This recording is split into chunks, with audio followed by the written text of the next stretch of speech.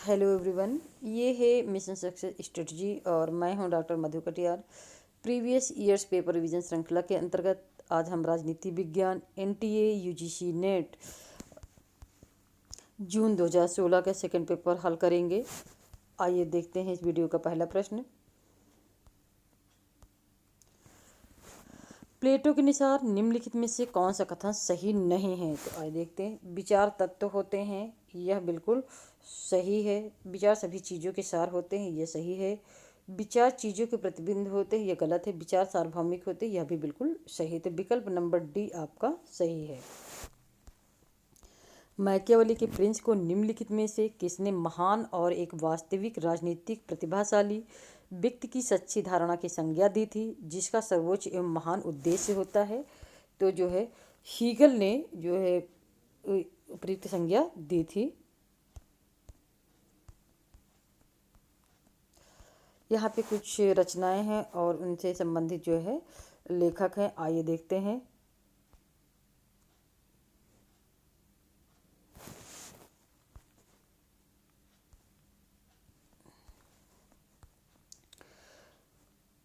क्विंटीन Skinner, इनकी रचना है the foundation of modern political thought. Michael Sandel, इनकी रचना है liberalism and limits of justice.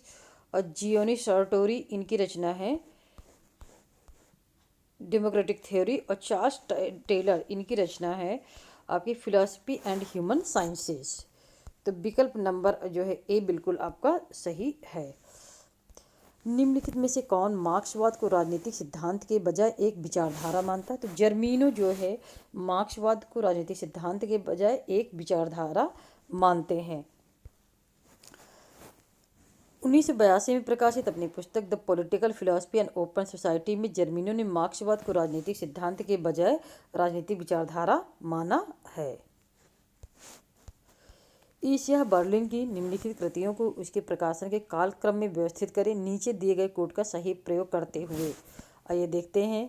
तो सबसे पहले इनकी जो रचना है वो प्रकाशित हुई थी Karl Marx, his life and environment 1939।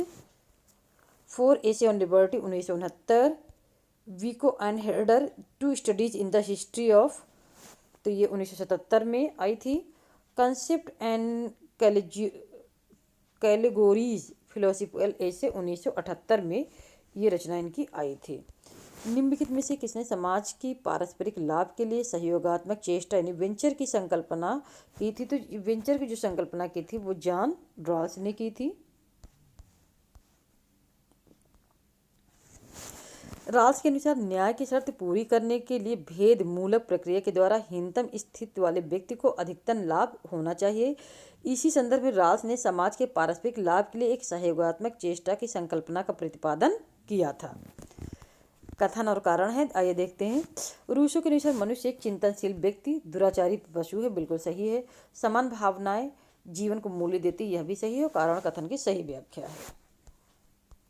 निम्नलिखित में से किसने कहा कि सिद्धांत के बिना शोध का शिक्षण तुच्छ साबित हो सकता है और आंकड़ों के समर्थन के बिना सिद्धांत निरर्थक साबित हो सकता है? तो ये कथन जो है डेविड ईस्टन का है।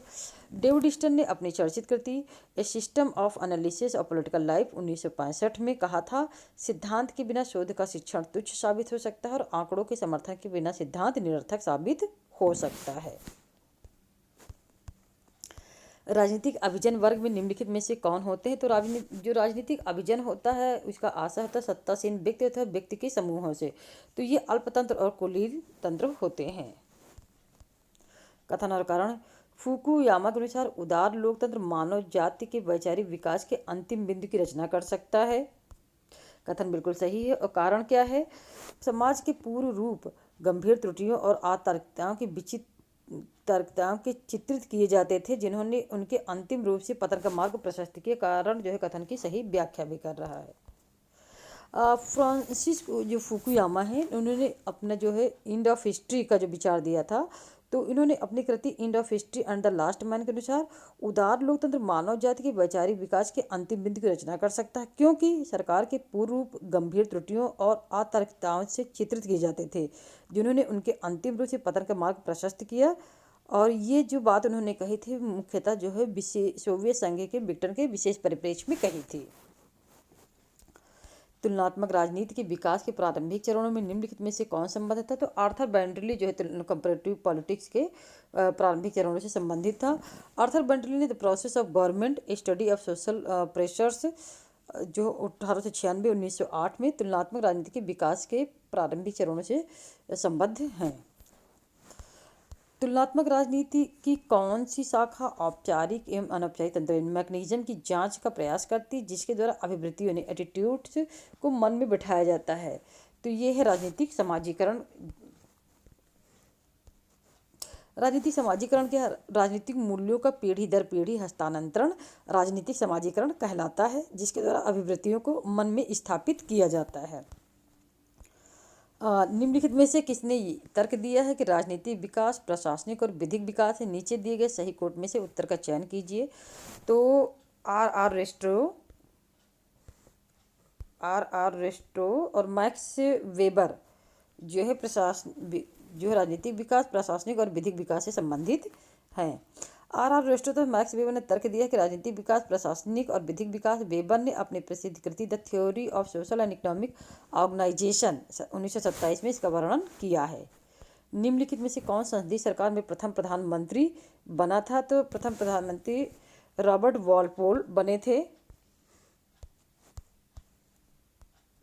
निम्नलिखित में से कौन संस्थानिक उपागम यानी कि इंस्टीट्यूशन अप्रोच से संबद्ध है? तो इसमें संबद्ध हैं हर्बर्ट फाइनर और कार्ल फ्रेडरिक जो है संस्थात्मक से संबंधित हैं।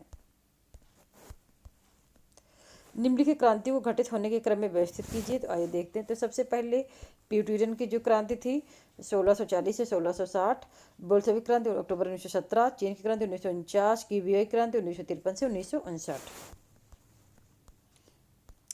निम्नलिखित निवेश यानी इनपुट का फंक्शंस के सही क्रम को व्यवस्थित कीजिए। तो आइए देखते हैं सबसे पहले इनका सही क्रम क्या है। तो इसमें सबसे पहला जो क्रम है राजनीतिक समाजीकरण और बढ़ती, चौथा हित अभिव्यक्तिकरण, फिर है हित समुच्चयन और फिर राजनीतिक संप्रेषण। कथन और कारण से संबंधित अगला प्रश्न है कुलीन तंत्र की लौह नियम यानी कानून ने स्थापित किया कि राजनीतिक दलों सहित सभी लोकतांत्रिक संगठनों में कुछ नेताओं का लघु विशिष्ट समूह द्वारा अंतिम रूप से नीति निर्धारण किया जाता है। यह बिल्कुल सही है। नीति निर्धारण एक अत्यंत जटिल प्रक्रिया है जिसमें आवश्यक रूप से कुछ लोग सम्मिलित होते हैं तथा अनेक लोगों की ओर से कार्य करते हैं। यह भी सही है और उसकी कारण जो कथन की सही व्याख्या कर रहा है। सेना का गैर पश्चिमी लोकतांत्रिक देशों में दबदबा होता है। यह बिल्कुल सही है। सामाजिक विखंडन और विद्रण यानी क्लीवजेज राजनीतिक अस्थायित्व में अत्यधिक रूप से योगदान करते। यह भी सही है लेकिन व्याख्या नहीं कर रहा है।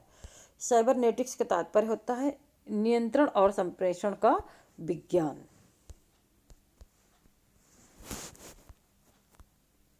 निम्नलिखित में से किसने इस विचार को अस्वीकार किया कि जात की स्थिति दैवी प्रतिफल या दंड का परिणाम है? तो महात्मा गांधी ने जो है इस सिद्धांत को अस्वीकार किया था। भारत में निम्नलिखित राजनीतिक दलों के निर्माण का सही कालक्रम क्या है? तो आइए देखते हैं। तो सबसे पहले बनी थी जस्टिस पार्टी 1916 में, शिरोमणि अकाली दल 14 दिसंबर 1920, हिंदू महासभा 1926, नेशनल कॉन्फ्रेंस 1932। निम्नलिखित युग्मों में से कौन सा सुमेलित नहीं है? तो आइए देखते हैं। राज्यपाल की पात्रता अनुच्छेद 158 बिल्कुल सही है। राष्ट्रपति द्वारा राज्यपाल को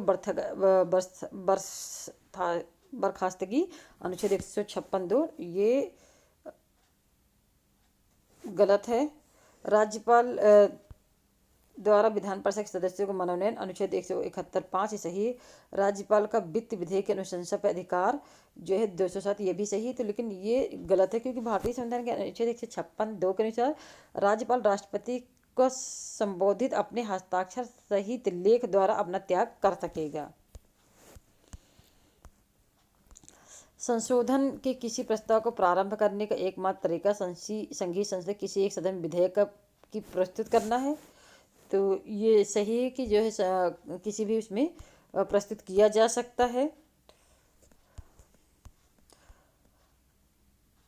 और यदि किसी विधेयक को पारित कराने के बारे में संसद के दोनों सदनों के बीच असहमति है तो दोनों सदनों में संयुक्त अधिवेशन में इस गतिरोध का समाधान निकाला जा सकता है। यह भी सही है, यानी कथन दोनों सही हैं। लेकिन जो संयुक्त अधिवेशन होता है वो केवल साधारण विधेयकों के संबंध में होता है। यहाँ पे कुछ संशोधन है और उनसे संबंधित जो है कार्य हैं कि क्या कि संशोधन में क्या किया गया, तो आइए देखते हैं। तो सबसे पहला है कि 36वां संवैधानिक संशोधन। तो 36वां संवैधानिक संशोधन में सिक्किम को जो है पूर्ण रूपेण राज्य के रूप में दर्जा दिया गया। 61वें संवैधानिक संशोधन है जो मतदाताओं की आयु 18 वर्ष की गई थी। 97वें संविधान संशोधन द्वारा जो है आपका कोऑपरेटिव सोसाइटीज का निर्माण एवं कार्य प्रणाली किया गया था। जो 99वें संवैधानिक संशोधन था तो न्यायिक नियुक्ति में पारदर्शिता आई थी। और यहाँ पे जो है कुछ सूची 1 को सूची 2 से मिलाना ये देखते हैं। ग्रेनविल आस्टिन का सिद्धांत क्या था? सहयोगात्मक संघवाद। केसी वियर अर्ध संघीय थे और जो है एपलबी केंद्रीयकरण की मजबूत प्रवृत्ति के साथ, और आइवर जेनिंग्स जो है अत्यंत संघीय से संबंधित हैं।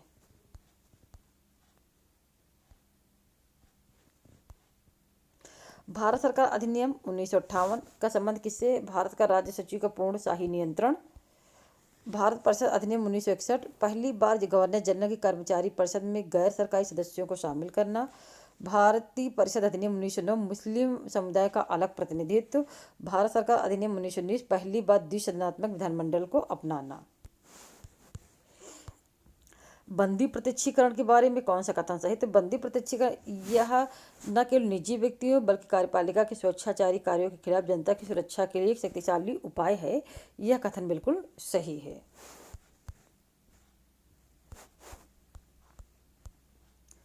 अभी प्रथम तीन आम चुनावों के परिणामों से एक दलीय वर्चस्व मॉडल उत्पन्न हुआ जो एक दलीय प्रणाली से भिन्न है।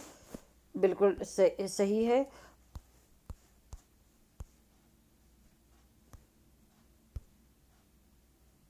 कारण क्या? 1967 से कांग्रेस केंद्र और भारत के अधिकतर राज्यों में सरकारी शक्ति पर एकनिष्ठ नियंत्रण रहा है कांग्रेस का, तो यह भी एक्सक्लूसिव कंट्रोल था। यह भी सही है और कारण कथन की सही व्याख्या है। भारत की लोकसभा के निम्नलिखित अध्यक्षों को उसके क्रम में व्यवस्थित करें और नीचे दिए गए कोड का प्रयोग करते हुए सही उत्तर चुनिए। तो आइए देखते हैं। तो सबसे पहले इसमें थे नीलम संजीव रेड्डी। तो नीलम संजीव रेड्डी का जो कार्यकाल था वो था 1967 से 69। डॉक्टर गुरदयाल सिंह ढिल्लो 1969 से 75। बलराम भगत इनका था 1976 से 77 और डॉक्टर बलराम जाखड़ 1980 से 89। निम्नलिखित उच्च न्यायालयों में से किसकी पीठ हैं? तो देखिए इसमें जो है मुंबई और इलाहाबाद और जबलपुर इनकी जो है पीठें हैं। तो ये इलाहाबाद जो है लखनऊ जो में भी है और मुंबई दादरा नगर हवेली और जबलपुर। पीटर सेल्फ के अनुसार लोक प्रशासन के अध्ययन का निम्नलिखित में से किसकी शाखा के रूप में विकास किया गया था? तो इनका विकास राजनीति विज्ञान या लोक नीति के रूप में किया गया था। पीटर सेल्फ के अनुसार लोक प्रशासन के अध्ययन को राजनीति विज्ञान या लोक विधि की शाखा के रूप में विकसित किया गया था। पीटर सेल्फ को लोक प्रशासन के अध्ययन के दार्शनिक उपागम के अंतर्गत रखते हैं जो प्रशासनिक गतिविधियों के सभी पहलुओं पर विचार करता है। संगठन के पारंपरिक या मैकेनिस्टिक यांत्रिक सिद्धांत के मूलभूत विचारों का निम्नलिखित में से कौन सा एक भाग नहीं है? तो आइए देखते हैं। तो यह मानव संबंध के बारे में एक प्रशासनिक दृष्टिकोण अपनाता है। यह बिल्कुल सही है। यह आर्थिक प्रोत्साहन को यानी इंसेंटिव को एकमात्र प्रेरक कारक मानता है। यह भी सही है। यह संगठनात्मक व्यवहार की बारीकियों की उपेक्षा करता है। यह भी सही। यह अनौपचारिक संबंधों को अधिक महत्व देता है। यह बिल्कुल गलत है। निम्नलिखित में से किस विचारक ने संगठनात्मक लक्ष्यों की प्राप्ति के लिए एक मूलभूत पूर्व आवश्यकता के रूप में प्रभावोत्पादक संप्रेषण की हिमायत की थी? तो चेस्टर बर्नार्ड ने किया था। चेस्टर बर्नार्ड ने अपनी पुस्तक द फंक्शन ऑफ एग्जीक्यूटिव 1938 में संगठनात्मक लक्ष्यों की प्राप्ति के लिए एक मूलभूत पूर्व आवश्यकता के रूप में प्रभावोत्पादक संप्रेषण की हिमायत की थी। लोक और निजी प्रशासन के बीच भेद के बारे में एक अतिवादी दृष्टिकोण अपनाते हुए किसने कहा था? सभी संगठन लोक और निजी विशेषताओं को साझा करते हैं। तो ये बैरी बोजमैन हैं जिन्होंने ऐसा कहा था कि मतलब अतिवादी दृष्टिकोण अपनाया था। बैरी बोजमैन अरिजोना राज्य विश्वविद्यालय में department of public administration and policy के प्रोफेसर हैं। प्रसिद्ध कृति इनकी है public values and public interest 2007। कथन और कारण से संबंधित है। पहला, कुछ विभाग न केवल विशुद्ध प्रशासनिक कार्य से संबंधित है केवल लेकिन विधानमंडल द्वारा उन्हें नियम एवं विनियम बनाने के कुछ अधिकार प्रदत्त किए जाते हैं। जॉन एम पिफनर कुछ परिस्थितियों के अंतर्गत विभाग के एकल मुखिया को वरीयता देते हैं। तो इसमें कथन और कारण दोनों सही है, लेकिन कारण कथन की सही व्याख्या नहीं कर रहा है। डंकन ब्लैक, एंथनी डोवास, जेम्स बुचमैन और केनेथ एरो के बीच क्या समान है? तो ये सभी लोक प्रशासन में लोक चयन सिद्धांत के परोपकार हैं। 1950 के दशक में विकसित लोक चयन सिद्धांत के जनक डंकन ब्लैंक को माना जाता है, जबकि एंथनी डाउन्स, जेम्स बुचमैन एवं केनेथ एरो को इसके अग्रणी विचारकों में गिना जाता है। यहाँ पे कुछ पुस्तकें हैं और उनसे संबंधित लेखक, तो आइए देखते हैं। An introduction to administrative law, ये जेम्स हॉट की रचना है। Justice and administrative law, W.A. Robson की। Comparative administration law, Frank J Goodnow. Introduction to the study of law of the constitution, A.V. Dicey. Committees commissions reports का निम्नलिखित में से कौन सा सही कालक्रमिक क्रम है? आइए देखते हैं। एचिसन कमीशन कब आया? तो एचिसन कमीशन आया है 1886। ग्लैडस्टोन कमेटी कब आई है? तो ग्लैडस्टोन जो कमेटी आई है 1895। Brownlow committee 1937। Masterman committee 1948।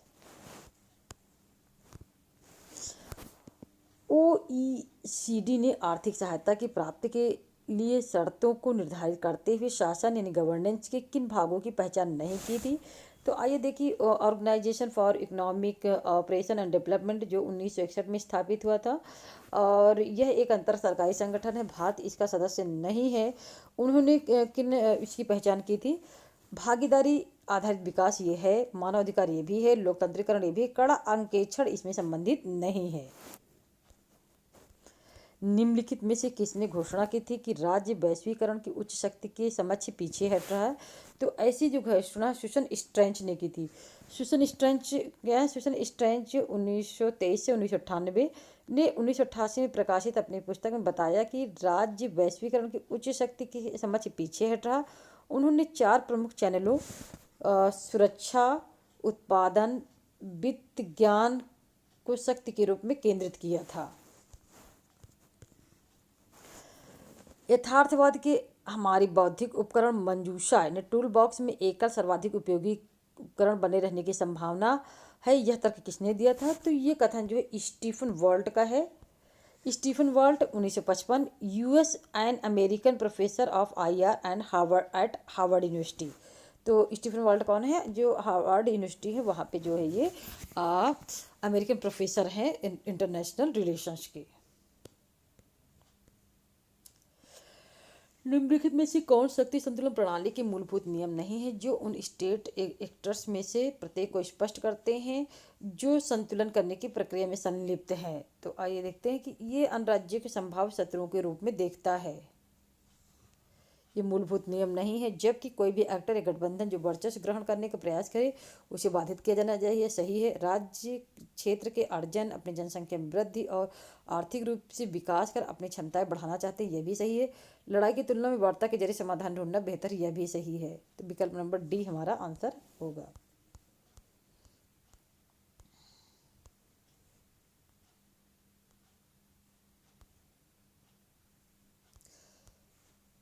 यहाँ पे जो है कुछ कथन है और उनसे संबंधित अध्येता।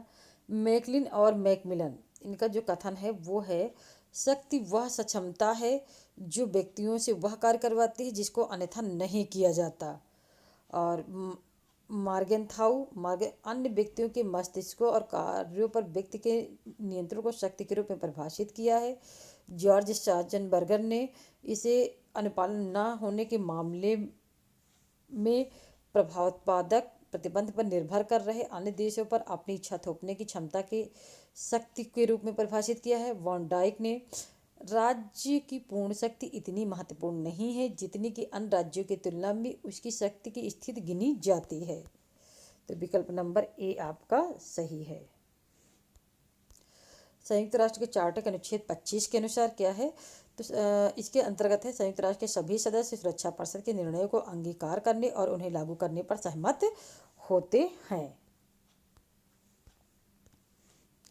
देखिए संयुक्त राष्ट्र संघ के अध्याय 5 के अंतर्गत अनुच्छेद 25 के अंतर्गत the member of the United Nations agree to accept and carry out the decision of the Security Council in accordance with the present charter, अर्थात संयुक्त राष्ट्र संघ के सभी सदस्य सुरक्षा परिषद के निर्णयों को अंगीकार करने और उन्हें लागू करने पर सहमत होते हैं।